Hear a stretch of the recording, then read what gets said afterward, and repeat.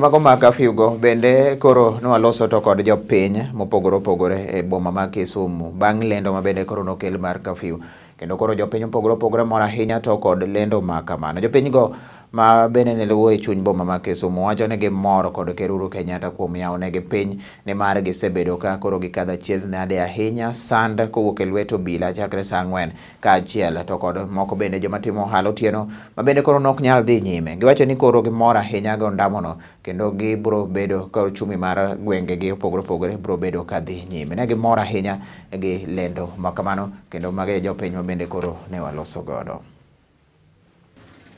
Nashukuru rais wetu wa hii nchi yetu nayoipenda Kenya kwa kutufanyia kitu mzuri sana. Tulikuwa tunaomba sana kwa sababu tumeteseka sana kwa muda mrefu. Kama sisi wafanyakazi wa reja tumeumia sana na tumeumiza kweli na mapolisi kwa sababu ya saa market. Mimi ni mfanyabiashara ndogo ndogo, nimefurahia sana sababu curfew imetolewa. Tutakuwa na freedom ya kufanya kazi, kutafuta school fees, watoto wetu watasoma, kujitafutia riziki. Kama sisi mahasla tuna kazi, tunatafuta vile tunatalisha watoto wetu.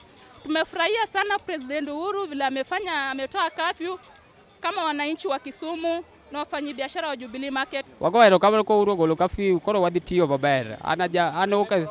Anoka stage ka koro ne wawinjo matek kabisa kano keto curfew wawuok ka saa 4 to saa 4 pod ohala nitie. Koro kogolo curfew no koro wawinjo maber kabisa. Wan kaka businessman chiegni higni 3 mwasebedo gi curfew no.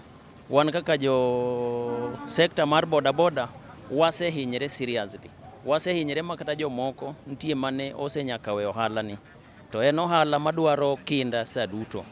To kaka koro curfew onge ni, wamor kendo waduoko ne Nyasaye erokamano kuom Uhuru winjo lendo wa masate lemo wa masate kwa lemo mondo curfew olal nikech tuo bende koro osedok piny.